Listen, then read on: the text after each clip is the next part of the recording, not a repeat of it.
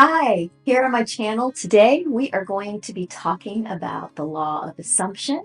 We are going to talk about beliefs in general, and I'll tell you a personal story about how managing my beliefs saved me a lot of money financially on one single incident. And we'll also talk about how you can make the law of assumption work for you. What do you do practically to make this happen? So probably the first question you have is, well, what is the law of assumption? If you haven't heard of it before, it's very similar to the law of attraction.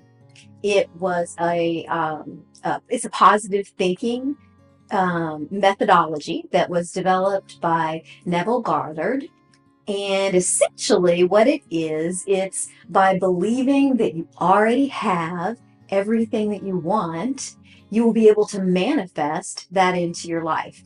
Or another way of looking at it might be if you believe that good things happen to you, then good things will actually happen to you.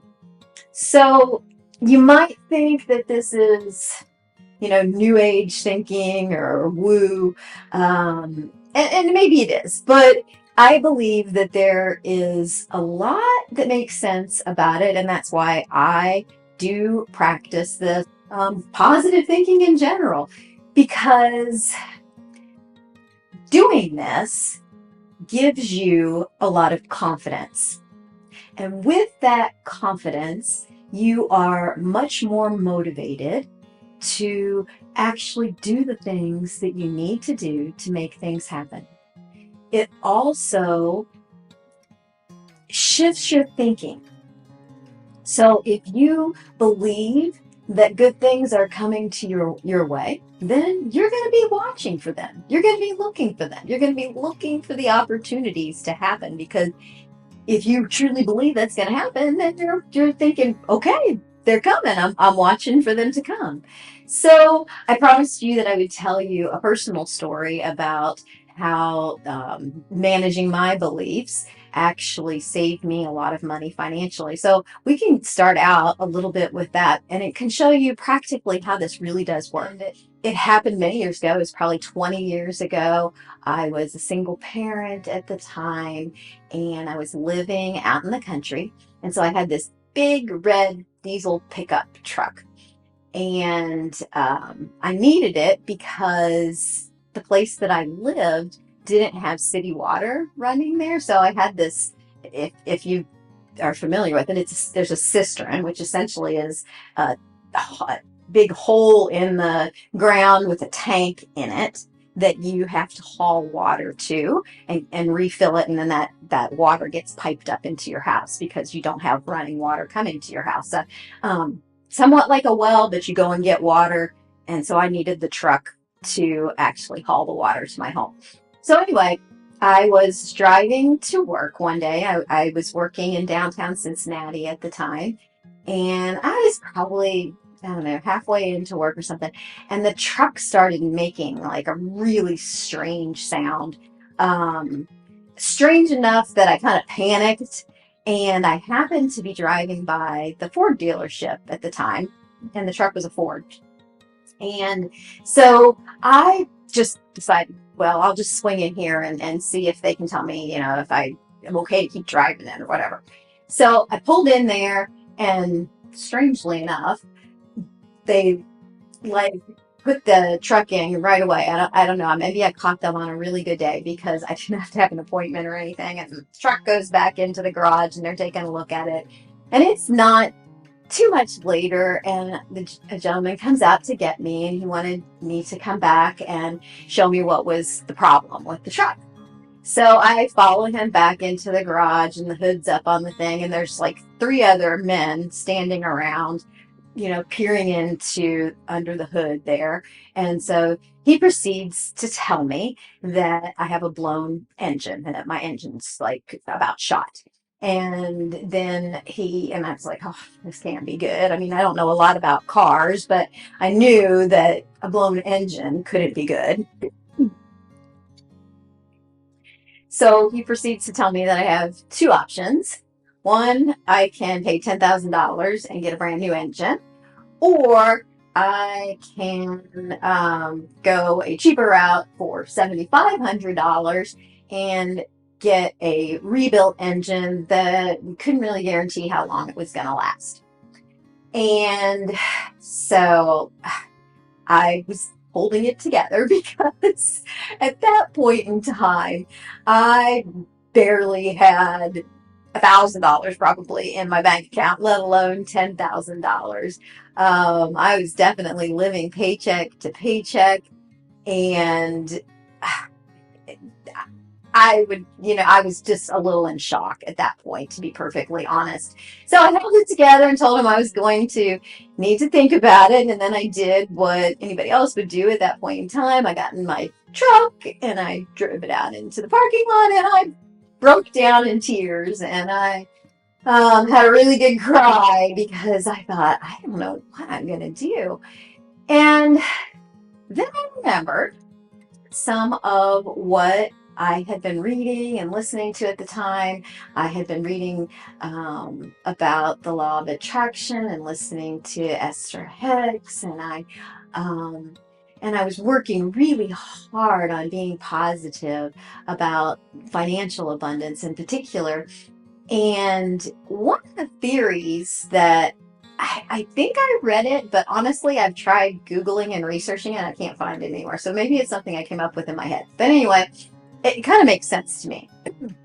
The theory is that since everything is made of energy, that there's inertia and energy that it takes to go up to, say, the next level, or to go up to the top of a hill. You have to there's energy to get up to the top of the hill, and then after you get up there, there's also a different kind of energy and flowing down. But everything likes to come to a point where there's this equilibrium. That's the place where it's easy, right? There's energy moving up if you're moving up a ladder, if you're moving up to the top of your corporate ladder or whatever it may be, and there's a different kind of energy going the other way. So everything wants to go to this equilibrium.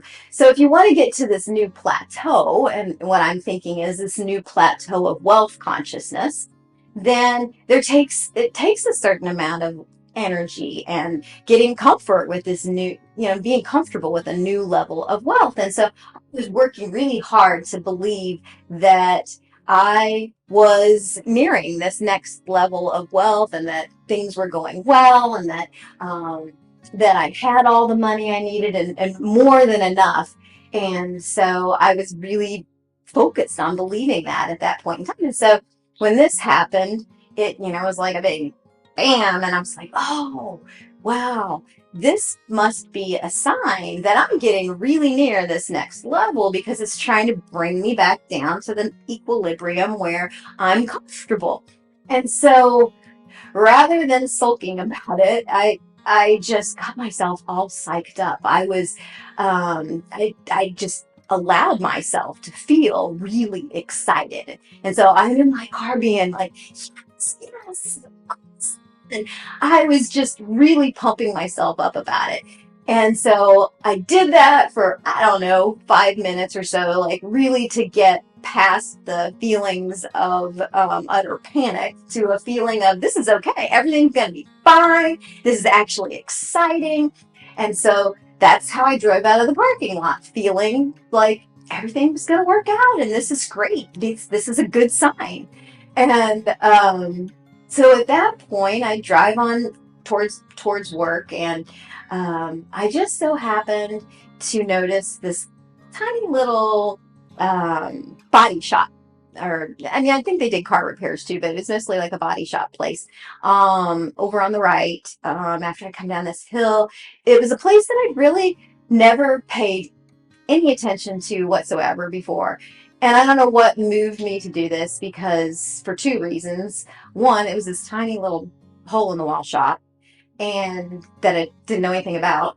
And then secondly, it's to that point in time in my life, I because I didn't really know anything about vehicles, if someone told me that this was wrong with my vehicle, I just took their word for it. And granted, I know I was naive at the time, but that's what I did. I would take their word for it, and I would do whatever it had to be done to get fixed. So for whatever reason, I decided to go ahead and pull into this little shop and get a second opinion. First time I've ever done that with a vehicle in my life, but I did it. And so the gentleman there said, well, we don't work on diesel vehicles here, so I can't help you. But I do know a gentleman that does, and honestly, he said, I've been working on, I've had this field and been in this field for all my life. And even though I don't work on diesels, I know that I have never heard of a Ford diesel engine going bad. And he's like, I just find that would be, very unlikely, essentially. And he's like, I really think that you should have somebody else take a look at it. And so he jotted down the name and a phone number of a diesel mechanic that used to work for Ford. And he was working somewhere else at the time, but he kind of did this on the side. So I ended up taking my truck to him, and he lived somewhere else way out in the country. And he kept my truck for a few days because, like I said, this was kind of a nighttime thing for him. And he called me a few days later and told me that he'd figured out what was wrong with my truck, that I just had a blown water pump or a water pump that was going bad. And I believe that it cost me like $180 to fix it. So the point is that my beliefs had me be very open to doing things differently, to looking for different opportunities that I never would have before, because I was doing things differently. I was thinking differently than I had in the past. If I was thinking the same way, which was there was a lot more negative thinking, to be honest. I probably would have figured out a way to get a loan from my parents or something and buy a cheap vehicle, because I know I wouldn't have been able to come up with that kind of money. I mean, that probably before buying that truck, I was in a state financially where I was buying vehicles that were only like $1,500 and driving them until they wouldn't go anymore, essentially, because they would lose the transmission most of the time. So that's like a really big win for me, and a really eye-opening time in my life about what positive thinking does for you and how it can change what you do and what you see in the world. Because really, your beliefs are like a lens and a filter through how you view the world. And it's almost like you can have blinders on that are your beliefs, and you don't see necessarily anything outside those blinders. And so it really gave me a clear understanding of how important it is to actually manage your beliefs. So going back to what we started out with respect to the law of assumption, because that's one way to actually manage and focus on what you believe, right? But practically speaking, how do you make that work? Because it really seems like that's something that's easier said than done, where you're trying to believe you already have something that you don't really have, right? So how do you do that?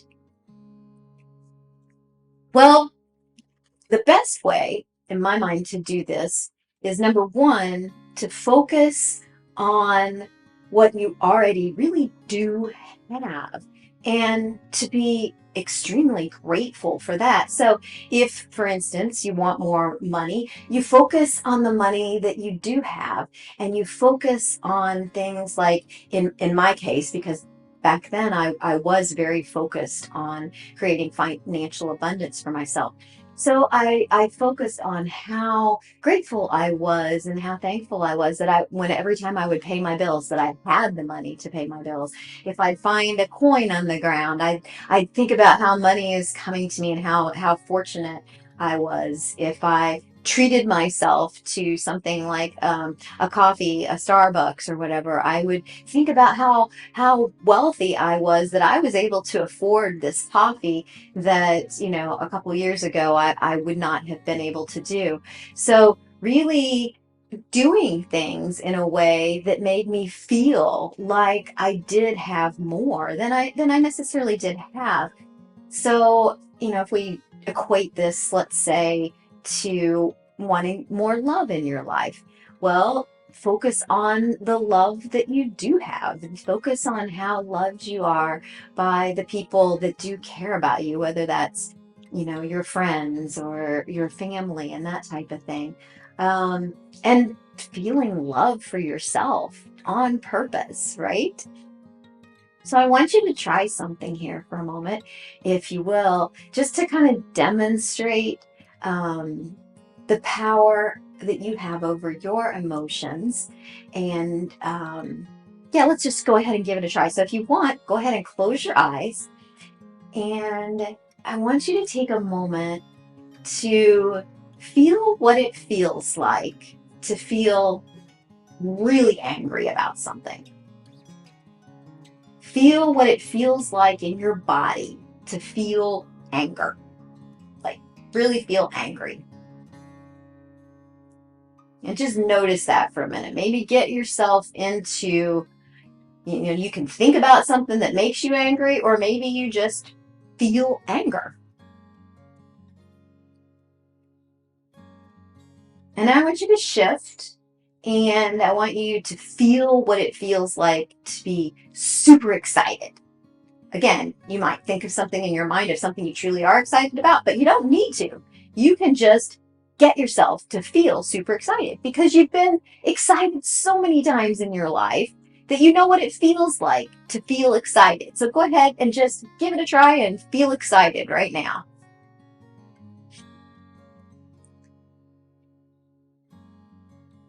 And now let's try a different emotion. Let's take it the opposite direction and feel calm. Feel an emotion of calm. Feel that you are at peace in this moment, that everything is fine. And just let your body gently melt into this calm, comfortable feeling. And from this feeling, move to a feeling of being nurtured and loved. You are so loved by so many people. Everyone that you come in contact with you, perhaps you can envision that they're standing around you right now and showering you with so much love. They appreciate you so much. And when you have felt that, go ahead and open your eyes back up. I hope this just quick little playing with your emotions gives you a sense of how, when you are focusing on having what you already want, already having what you want in your life, what comes with that are a lot of emotions. They're positive emotions. So it's really important when you're working with this to feel those positive emotions, because it's feeling those positive emotions, to get back to what I said in the beginning, giving you that confidence that everything's going to be okay, or confidence that this is working out just right for you, that opens your world, if you will. And so the other part of that can be a little bit more tangible part of that is really upping your gratitude practice, really feeling gratitude for every little thing in your life and getting in a practice of feeling that gratitude. And you might compare yourself to others that have a whole lot less. Maybe it's even in like a third world country. You think about someone there and then you think about what you have. And that makes it a little easier sometimes to feel gratitude. Or, if it's things that, sometimes there's things that make it hard to feel gratitude. Say there's something with your health, that you're struggling with. Well, have gratitude for what and the ways that you are healthy. So again, getting back to focusing on what you do have. what you already have, and how wonderful that is. So the last thing would be, so there's three things here. We have focus on what you do have, practice gratitude and really up that gratitude practice. And then the last thing is actively create what you can. And what I mean by this is, for instance, if you wanted to be wealthier, let's just say, there are a number of things that you could do to allow yourself to feel a little more wealthy, to feel like there's a little more abundance in your life and that you have this luxury. Simple luxuries, things that don't necessarily cost a lot. Maybe I remember years ago, I remember picking daisies along the side of the road in one spot and putting those in a little vase, and because that made me feel like I could have fresh cut flowers, and that was great. Um, back when I was doing that work, I was at the same time also reading a book that I'll share with you. It's Simple Abundance, a Daybook of Comfort and Joy by Sarah Van Bretnich, and she has a lot of great ideas on there for like simple luxuries, if you will. So again, getting back to actively creating what you can in your life. If it's love, you have the capability of doing little things to love yourself and create that feeling of nurturing and loving yourself. So hopefully this has given you some ideas about how you can bring more of what you want into your life actively by managing your beliefs. And if you have any thoughts on this, please put them in the comments. I actually will be speaking a lot about beliefs over the next few weeks. I'm going to do a workshop on managing your beliefs, and I'll put all the information about that in the description if you're interested. It'll be a free workshop, and we'll work together on some belief management. So that'll be a lot of fun and very useful. I think it's an exercise that we all should do on a fairly regular basis, if once a year at least, if not more. So I'm looking forward to teaching that. And if you find that of interest, I would love to see you there. And other than that, I hope you have found this helpful, and have a great week.